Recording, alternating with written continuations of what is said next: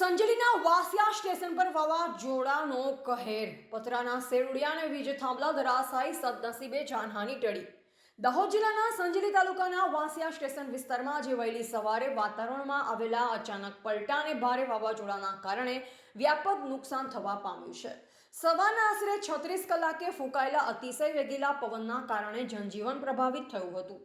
પ્રાપ્ત વિગત અનુસાર વાસિયા સ્ટેશન ખાતે વહેલી સવારે અચાનક શરૂ થયેલ વાવાઝોડાના કારણે એક મકાન પર લગાવવામાં આવેલા પતરાનો આખો શેડ કાગળની જેમ હવામાં ઉડી ગયો હતો. વાવાઝોડું એટલું તીવ્ર હતું કે પતરા ઉડી દૂર ફેંકાયા હતા.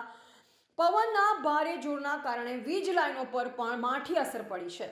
વાસિયા સ્ટેશન વિસ્તારમાં એલટી લાઈન તેમજ એમજીવીસીએલના વીજ થાંભલાઓ જમીનદોસ્ત થઈ ગયા છે, જે કારણે સમગ્ર વિસ્તારમાં વીજ પુરવઠો સંપૂર્ણપણે ખોરવાઈ ગયો છે. મોટી જાનહાનિ ટળી.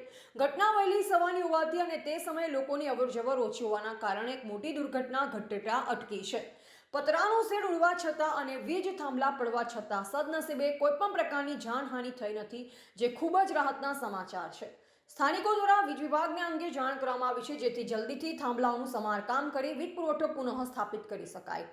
રિપોર્ટર વિજય ચરપોટ, સંજેલી.